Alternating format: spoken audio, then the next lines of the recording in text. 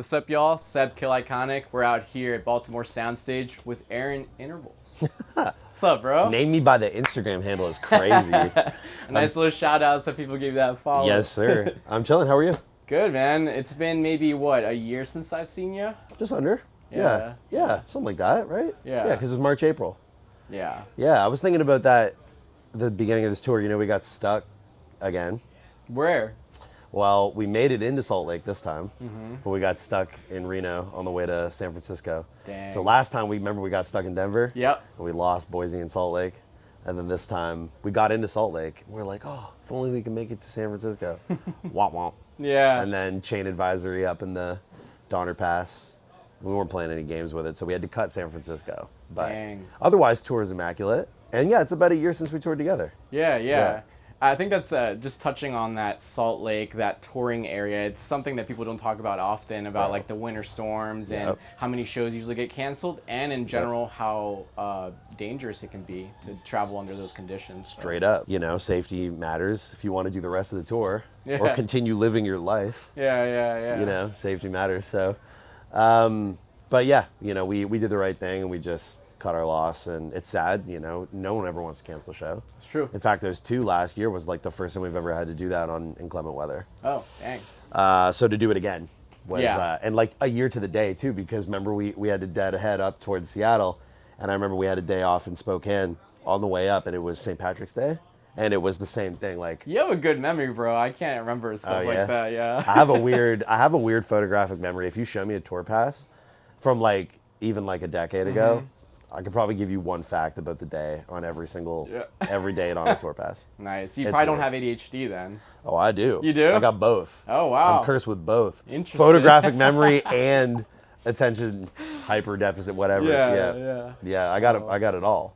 Man, well, sometimes I feel like those things make us better musicians sometimes. Oh, show me a musician without any of it. For real. Know? Yeah, that's true. All A lot of falling us start- along the spectrum in some capacity.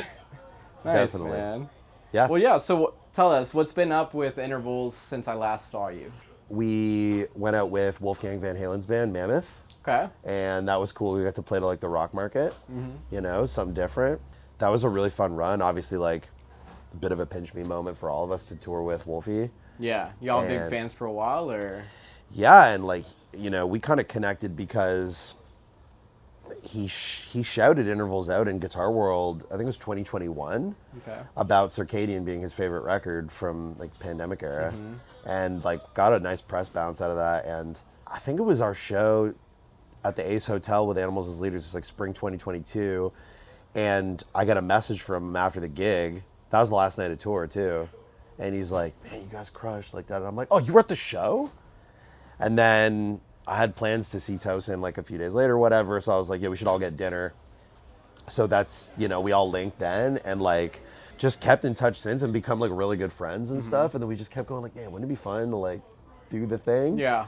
And then they had like a northeast down through the south kind of like quick like 11 show routing situation to get them in and out of Welcome to Rockville in Daytona. And we started up in PA and like hit a bunch of markets that we didn't get to touch with you guys. And it was just, yeah, like, you know, hit it off even more. And like, he's like the sweetest dude. Yeah. And like genuinely like one of the nicest guys. And he's just like really championed Intervals and really, you know, whether it's like, you know, wearing Intervals gear and like crazy interviews, like he just did an interview with Billy Corgan. He's like full tilt. He's amazing. That's super sweet. You know? I think as musicians, that's really some of the awesome benefits we get sometimes, where we get to meet people that, you know, inspire us. And then it turns out that we inspire them, or they, you know, they feel inclined to come say something to you. And you're like, wow, you feel this way about my art? Like, this is pretty cool, you know? So. Dude, which is amazing. So we did that. And then I went to Asia on a clinic tour. I did South Korea, China, Thailand, Kuala Lumpur, Taipei. Were those some of the first times you'd been over there? Second time. Second time? Yeah, and I even did some of the rooms that I did with the band back in 2018. And I'm going again in June. And then look like 2026, we'll try to make a play for Southeast Asia again for the band. Love that. Which is cool. And then also last year we did Australia and Japan to finish the year off. We did 7 shows in Australia with Coheed and Cambria. Wow. and we got to play Tasmania and stuff, and we I didn't see that. That's crazy. It was Coheed and Cambria, Periphery, Leprous, Intervals, Novelists. Insane. Insane lineup. Insane. Truly dude. insane. Wow. We had a blast over there with those guys, and you know, third time in Australia for us. Big shows, side shows with Coheed, do the big gigs with everybody. Couple on our own, and then we headlined Japan for the second time. We did Tokyo and Osaka. And it was amazing, man. That's crazy, man. Congratulations on all that. I know that Thanks, I feel that, you know, in the UK and like Australia and like Asia, there's a lot of love for instrumental music. I mean, music in general, but I feel like there's a lot of love for that, and being able to bring it out there is super cool. Yeah, 100%, 100%. Oh dang! Look who it is. Boy. I love how live this interview is. Please, it's 360. Get in here. What's up? It's Panopticon. It can see. Panopticon? Yeah, it's Panopticon. He's got Donnie's eyes in there. Cut. Kinda. Hard He cut. will see this. Hey, Donnie. Hi, Donnie. Love you. Donnie. I love you. Chase is allowed to say that. Chase is Chase loves 100% you. allowed to say that. But yeah, man, it's been cool. We're very, very fortunate. Big pinch me moment at the end of last year to wrap up in Japan.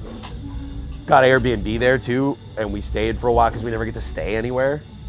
Went to like Shimokitazawa, did some vintage shopping. Good food.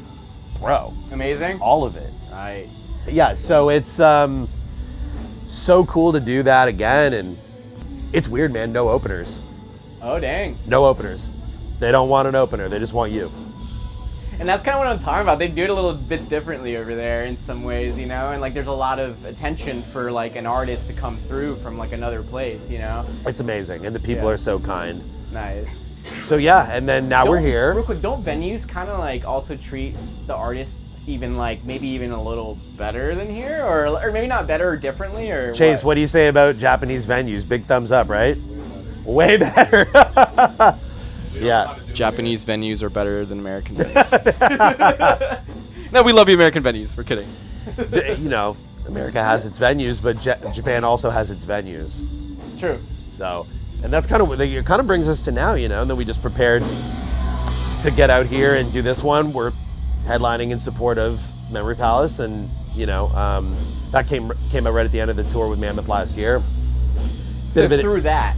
Yeah, it was a bit of an interesting strategy though, because we toured so heavily with you guys into the drop, and then we kind of let it simmer for a little bit before coming out into the market to do this one, and you know, that's just a different approach.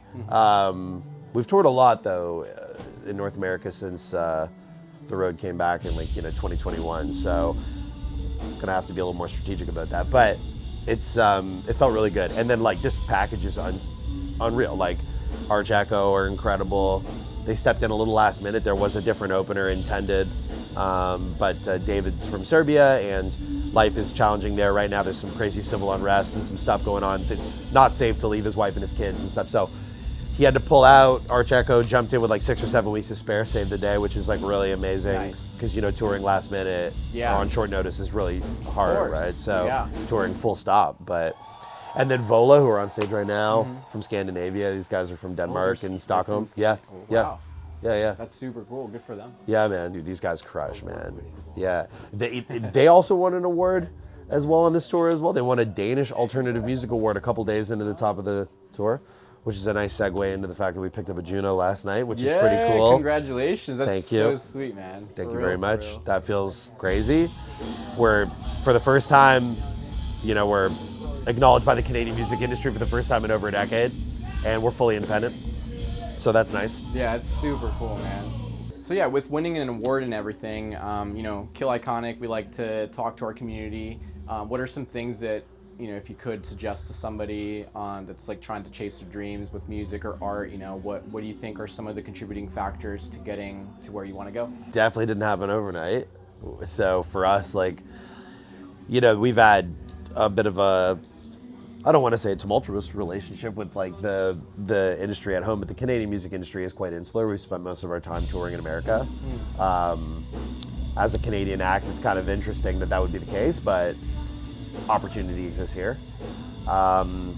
And like to be this far in and only to have picked up like an award like that or like recognition, I think is a testament to, you know, to speak to your question, is like that it takes dedication. I mean, you have to love this shit to be able to get into a cocktail shaker on the highway, you know, year after year after year doing these gigs. You know, you have to really want it, you know. So yeah, I mean, my whole thing with that would be like, you know, content and gimmicks and all that stuff matters. We all have to play the game. You know, off camera, you and I were just talking about content strategy a little bit and like what we're doing on this tour and stuff. To me, that whole thought bubble is the complete antithesis to what I actually like look for in creating art. I think that is so counter to like what art is and should be. You know, strategizing about how to like reach people or do things or change your output to, you know. And the reason I'm saying that is because like there's a lot of talk these days about like, oh, you have to have like your strategy or you have to have this, and like you do to a degree, but like you have to have the like, that's the why, but you need a what. You got to have a what, you know. And strategy is also how to a degree, but you can't have why or how without what. So that's a good one. I heard Victor Wooten say that at a clinic, like when I was working at a music store, like a long time ago. It's like, you know, the what, why, and the how, you know? But you can't have how and why without what, you know?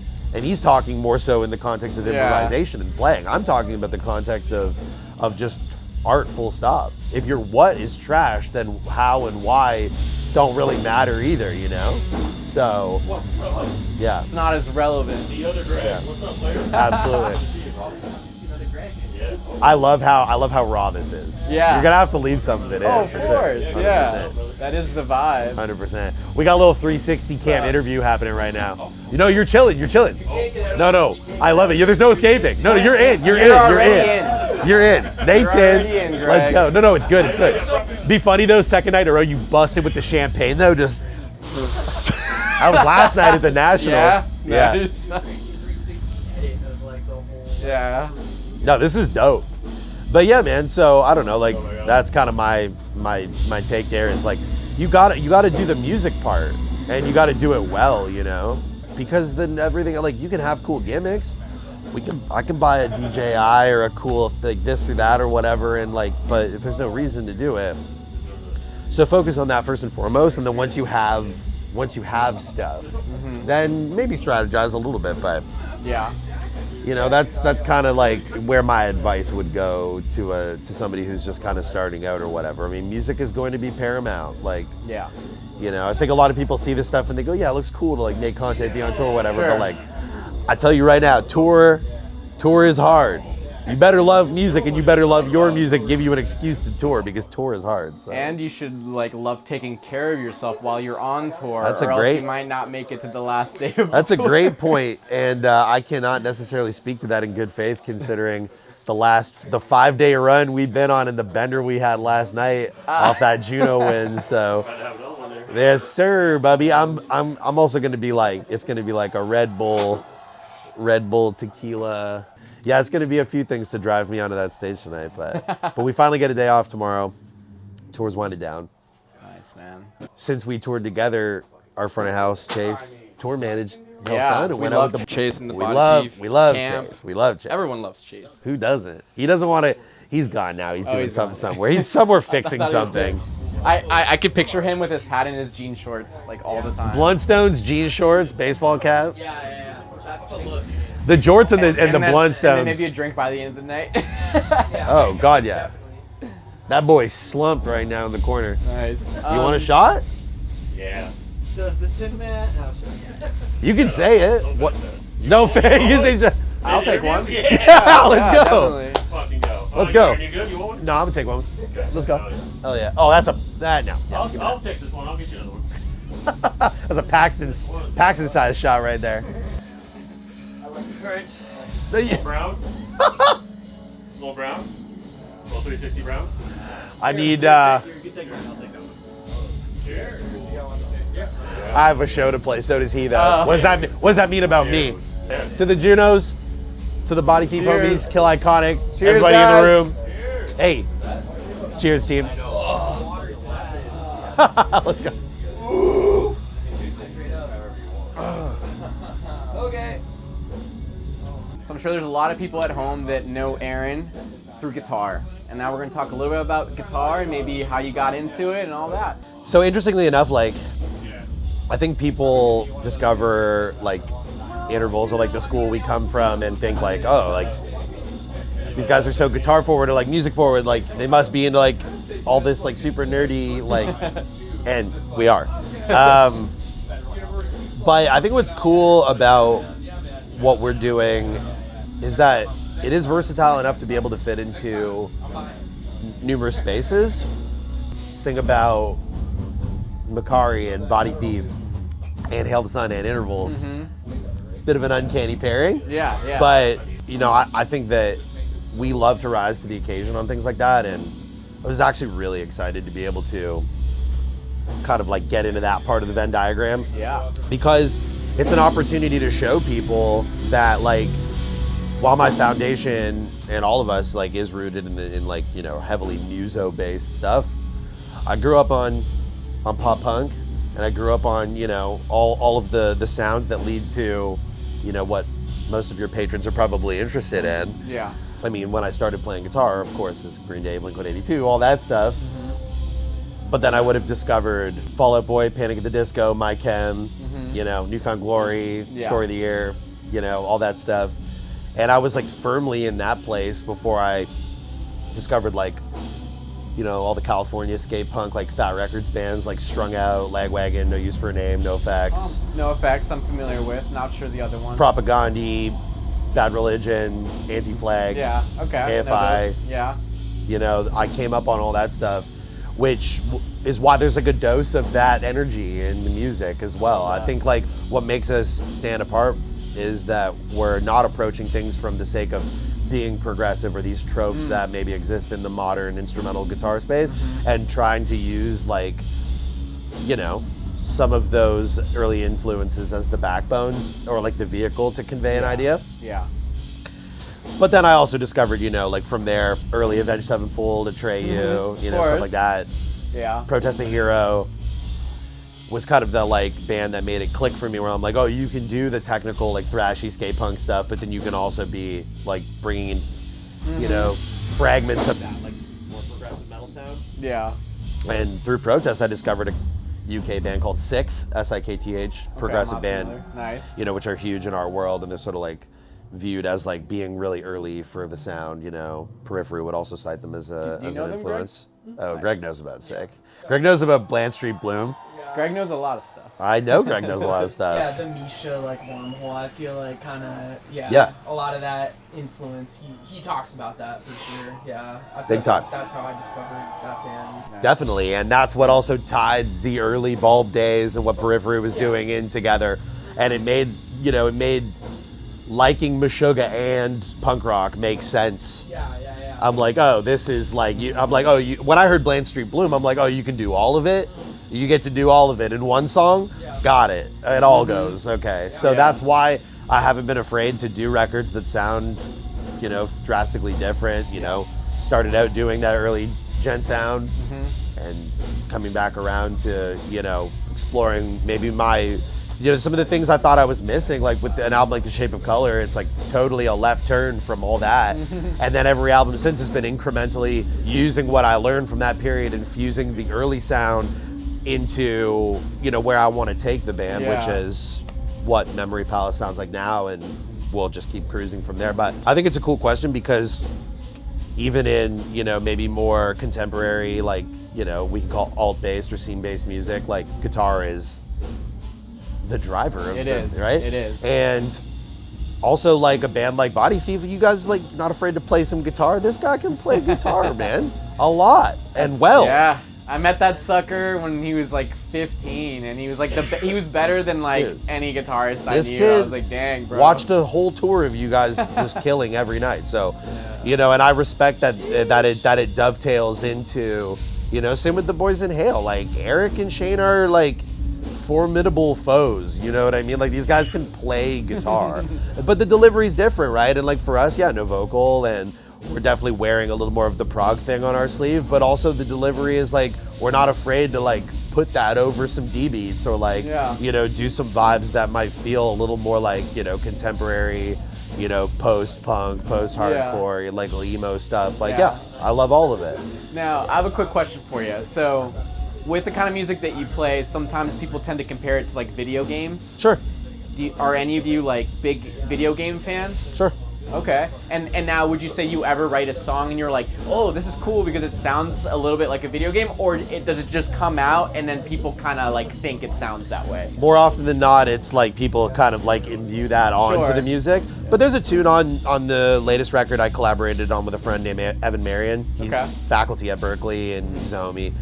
Incredible bass player, but also composer and sound designer. And we worked on a tune called Side Quest, which is very much on the nose. Like, it's very much that. And it functions as a palate cleanser on the record, but it's also like, okay, you want one of those? Here's that thing. Yeah. And we really leaned into it on That's that one. super cool. Yeah. Maybe one day you can get like a theme track on a video game or something. Well, sync and licensing would be incredible with Interval's original music, and it is a goal. But not to let the cat out of the bag too much, but Nathan and Jacob have been playing on a pretty large video game franchise. Okay. I was recently invited to collaborate on that as well, and that comes out soon, and it's a household title that everybody knows. Amazing. So it is starting to like happen, you know. Love that. Which is cool. Look what we found here tonight. Nice. So, no, that's very poignant.